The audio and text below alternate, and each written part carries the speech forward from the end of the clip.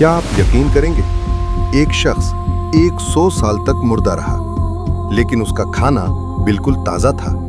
उसे लगा सिर्फ आधा दिन गुजरा है, मगर जब उसने अपने गधे को देखा तो वो सिर्फ हड्डियों का ढांचा बन चुका था।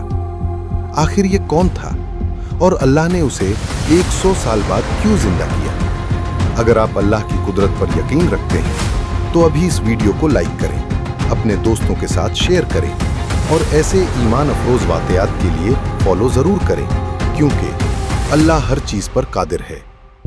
ये वाक़या कुरान मजीद में बयान हुआ है, एक ऐसा वाक़या जो इंसान को मौत और जिंदगी की हकीकत पर सोचने पर मजबूर कर देता है। एक नेक शख्स एक वीरान बस्ती से गुजर रहा था, ऐसी बस्ती जहां हर तरफ तबाही थी, टूटे हुए घर, वीरान गलियां और मौत जैसा सन्नाटा। उसने हैरत से कहा, अल्लाह इन मर्दों को दोबारा कैसे जिंदा करेगा? और फिर अल्लाह ने उसकी रूह कब्ज कर ली। एक दिन नहीं, एक महीना नहीं, बल्कि पूरे 100 साल। फिर अल्लाह ने उसे दोबारा जिंदा किया। जब उसने आंखें खोली तो उसे लगा जैसे वो सिर्फ थोड़ी देर सोया था। उसने इधर उधर देखा, लेकिन सब कुछ बदल चुका था। वो शहर जो कभी वीरान था अब आबाद हो चुका था। बाजार बदल चुके थे, लोग बदल चुके थे, घर बदल चुके थे। हर चेहरा उसके लिए अजनबी था। उसे लगा शायद वो सिर्फ आधा दिन सोया है।